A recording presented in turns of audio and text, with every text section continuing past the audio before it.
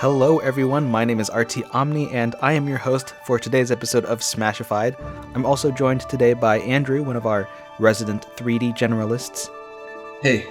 And on today's episode we're going to do a deep dive into the process of creating the latest addition to the Smashified roster, Otus from the game Owlboy. Now, this episode of Smashified was commissioned by Deep Head Studio, the creators of Owlboy, and we wanted to release this episode in celebration of the Switch release of their game. So, without further ado, let's jump into the process of creating Otus.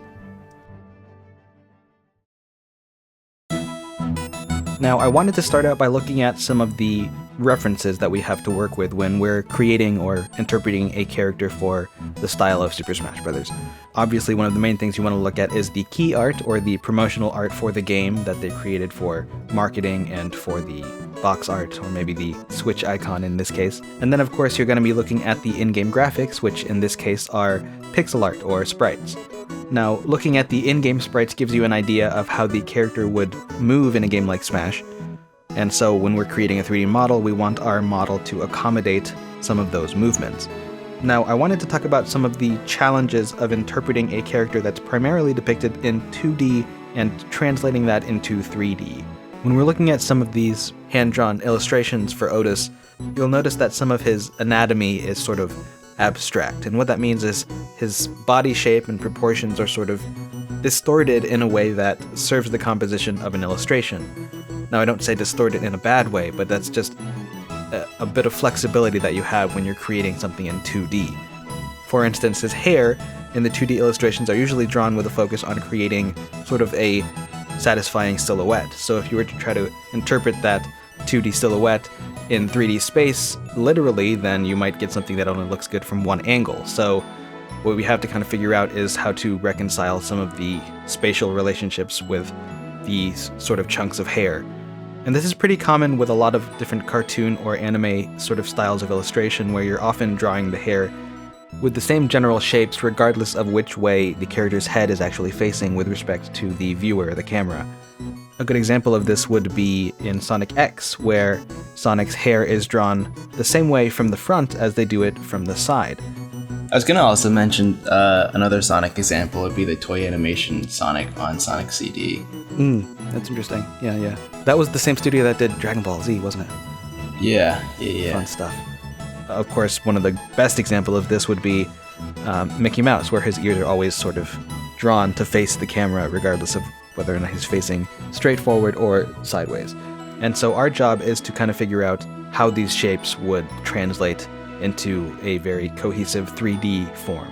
Another thing that sort of adds to the difficulty is the fact that the promotional art doesn't actually provide that many different angles of Otus's head, so we only really see the hair from the front or maybe a 3/4 side view. So we also have to look to the in-game sprites for reference, and they do offer some angles that we don't get from the key art, like he's often facing away from the viewer when he's going through doors, but because the sprites are so much smaller in resolution, they're not quite as reliable of a reference. And to add to sort of this uncertainty, the in-game sprites of Otus were actually created many years ago during the earlier parts of the development process, which actually took, I think, the better part of a decade. So Simon Anderson, the creator of the game and the one who created these sprites originally, has actually gone on record saying that he would probably make these sprites a little bit differently if he were to make them today. Now, thankfully, we were working directly with Simon, so he was able to give us very detailed feedback for how he wanted this hair to be depicted in 3D. Another element that posed a particular design challenge or problem was the cape, or the cloak. The owl cloak, as it's referred to in the game, is this sort of magical cloak that enables Otus to fly, and when he's standing, it's sort of just draped over his shoulders, but when he begins to fly, it actually spreads out like a pair of wings. Now, when we're adapting character designs, we like to consider how the character would actually be implemented in Smash, so in practice, this would probably be accomplished with a mesh swap or a model swap, similar to how Meta Knight's cape works. Meta Knight actually has a very similar dynamic where when he's standing on the ground, he just has his cape, but when he actually jumps or does certain attacks, it transforms into a pair of wings. And at full speed, it looks pretty seamless, but if you look very closely, it really just, in a single frame, changes from a cape to a pair of wings. So we would probably use a similar method for Otus's owl cloak. One of the biggest questions of the design was how to treat this white thing around Otus's neck, and that became a pretty big focus of the conversation when we were talking with Simon. And in essence, it resembles what we call a ruff, which is this piece of Elizabethan fashion that you might see in portraits from the, I think, 1600s? Or maybe it was the 1500s. Either way, the question remains, what is the actual material? Because some fan interpretations treat it like a scarf, sort of made of fabric, but according to Simon, it's actually made of feathers. And of course, this is abstracted in the promotional art, but for us, we have to figure out how we would depict this element in the style of Smash Brothers, because that's a game that adds a lot of detail to character designs that are otherwise very simple. So this would end up being one of the other big challenges of this process. So the model sheet we came up with ended up looking like this. As you can see, it's very heavily based on one particular piece of official art, but we also pulled some elements from some of the other pieces of key art, and also we looked at the sprites to make sure that we were also in line with the in-game graphics. Now that we have this model sheet, we can start looking at the actual modeling process. So I start with some primitive shapes and then just sort of extrude them to get the fundamental forms of the character. I think maybe the collar and tie area is maybe the most unusual from a topology standpoint, but nothing really too difficult. The gauntlets, or these gloves, were pretty much standard fare as far as hands go. It's basically just a regular hand, sort of this chunky hand with the joints extruded inward to create these distinct segments. Now, I'm not very good at hands personally. It's one of the things that I struggle with, and I think a lot of artists, both 2D and 3D artists, struggle with hands to some extent. Like, if you look at your palm, I mean, it's not that hard to sort of envision how you would do the fingers. Like, the 4 normal fingers, you would just have these 4 quads probably, and then you would just inset them and then extrude them forward. But when you're looking at the way that your thumb attaches, it's a lot more difficult to kind of wrap your head around it. So I always have a little bit of trouble resolving the topology around the first joint of the thumb, where that big fleshy section of your thumb is, because you're Right, it's like underneath the index finger instead of right next to it. Yeah, exactly. And so you can kind of have to like delete part of the quads there and sort of fill it back in after you reattach the thumb, or just trying to imagine the thumb. I don't know, it's sort of weird, but otherwise pretty normal. So at this point in the process, I had basically a working version of everything but the head. So for the head, I started with a subdivided prism and then smoothed it multiple times just to get it to be round. And then once I had a rough head shape after moving some of the vertices around just with proportional editing, then I extruded a rough ear shape just to have something to work with. And then once I had this rough overall head shape, then I switched to a sculpt mode using dynamic topology to start to form some of the nuances of the head and get all of the right forms in place to make it actually look a bit more polished. That ear sculpt looks pretty good. Yeah, I spent quite a bit of time, I think, on this particular part of the process for the base model. Then after sculpting, obviously I had to re-topologize the head to get it back down to a manageable number of polygons, and that pretty much wraps it up for the head for now.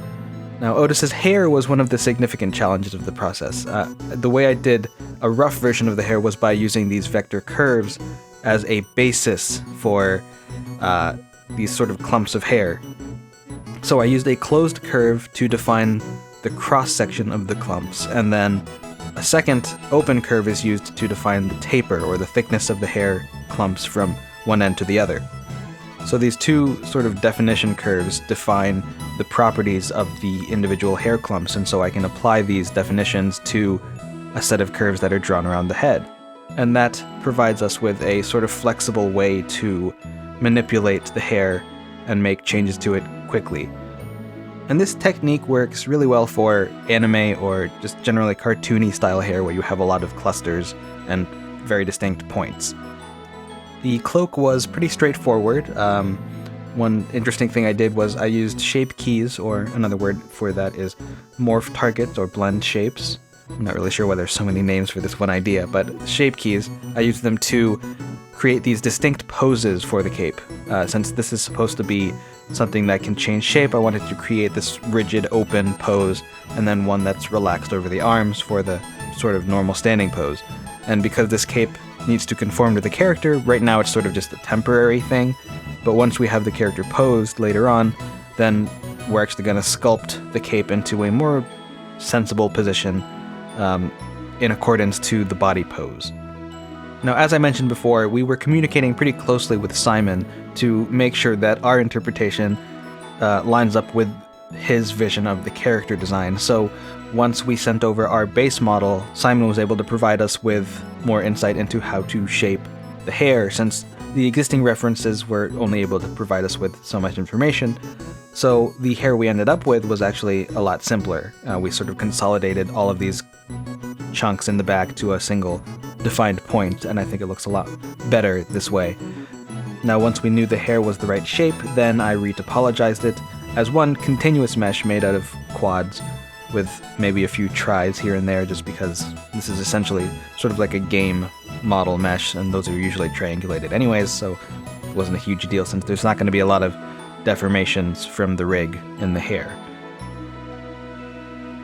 So now that we have the base model, we can start to add some of the details that are going to make this feel a lot more alive and a lot more like your typical Smash Brothers character render. For the clothes, it was pretty much standard fare. We have some, nice asymmetrical wrinkles on the sweater vest and the pants, and then of course we have these shoes that are made of leather, so the wrinkles on the shoes are going to feel a little bit more permanent. And then for so I should probably start by saying every Smashified character seems to have some kind of new challenge for us to figure out. For Otus, it was definitely the neck feathers. Now, we only have a few precedents in Smash of how feathers are supposed to be rendered in that style, and all of them are kind of different. We've got Falco, we've got Pit, Duck Hunt.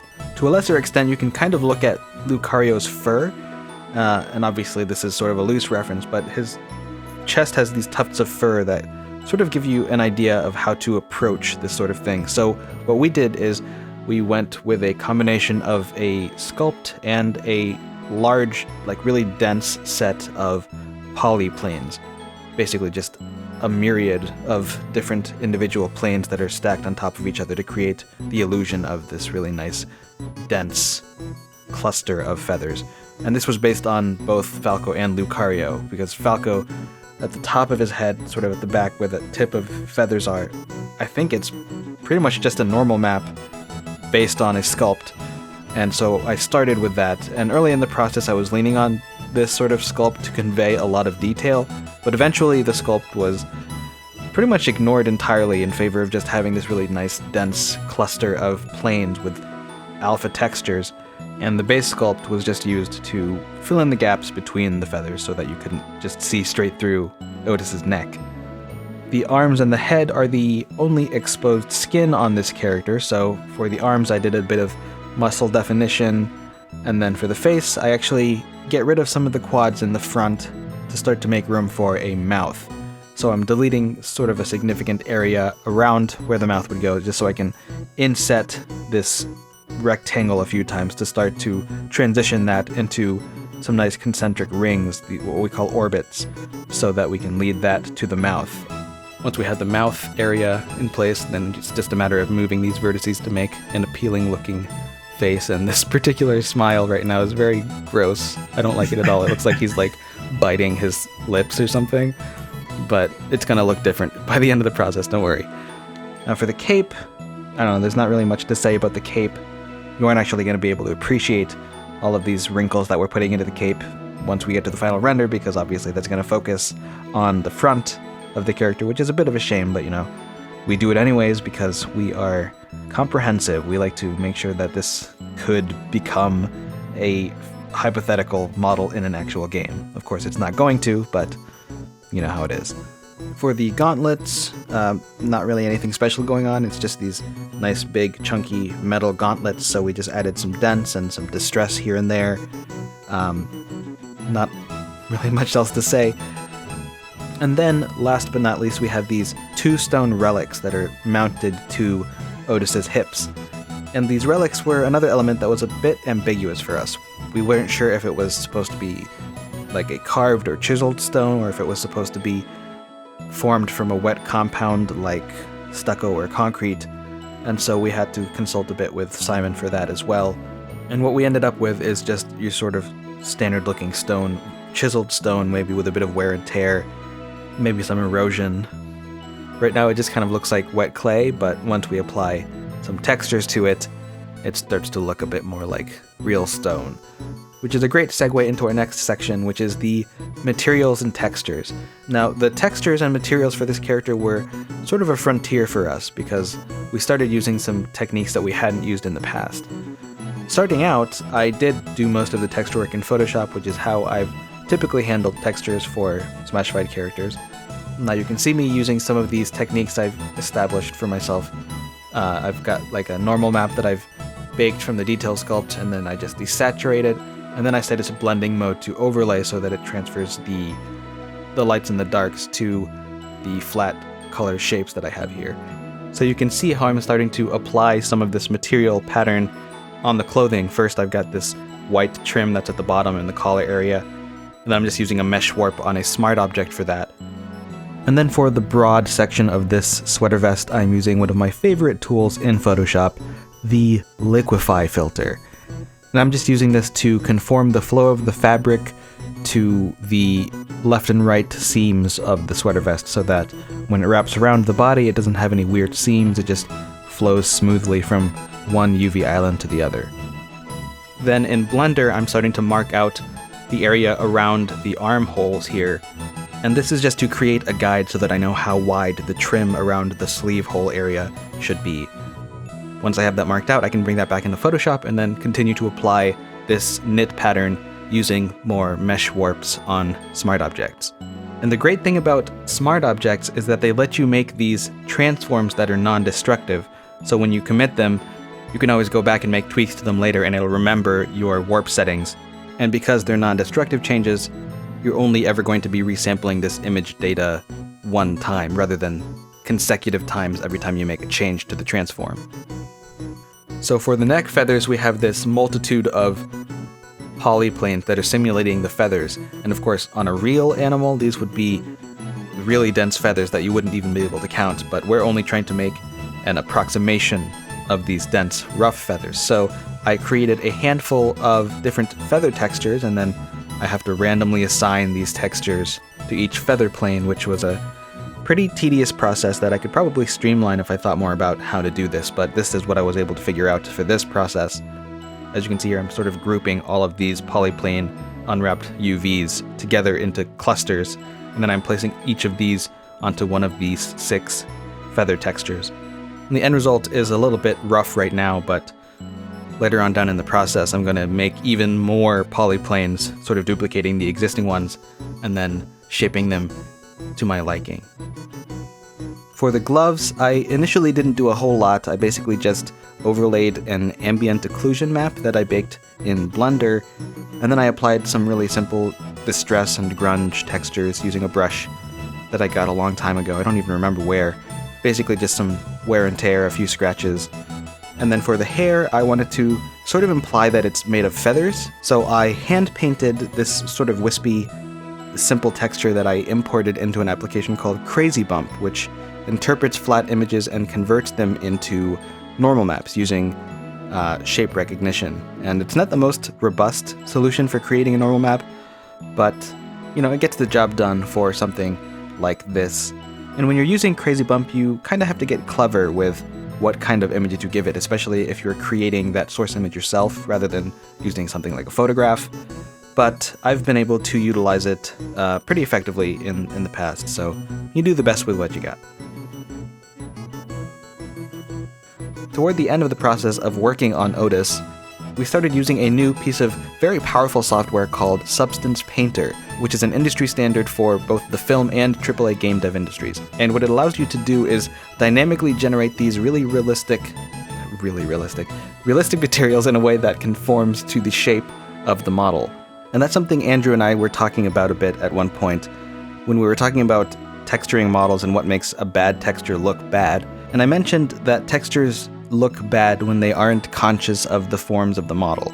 Now, what makes Substance Painter so powerful is that it generates materials and textures in a way that is aware of that 3D form. So, for example, if we look at the soles of Otus's shoes, we can see how this mask is applying this distress or these worn edges to the material.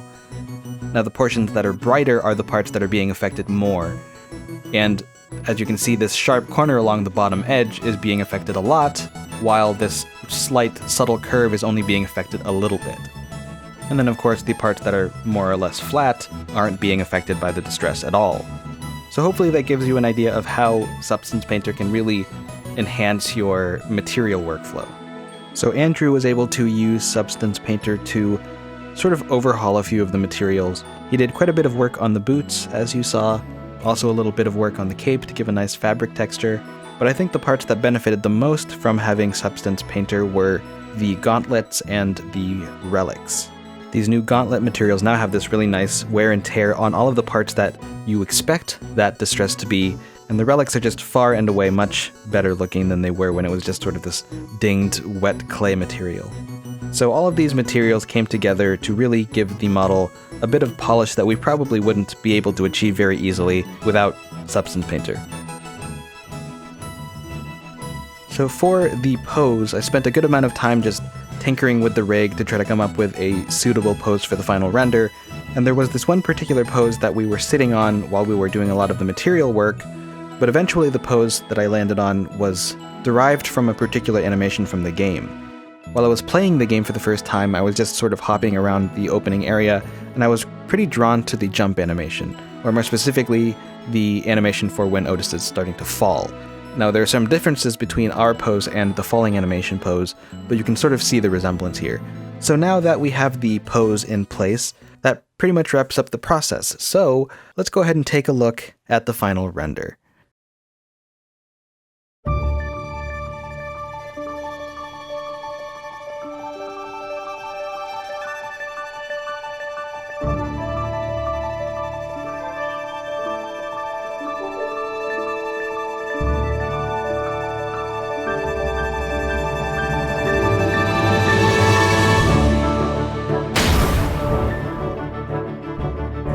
And that concludes this episode of Smashified.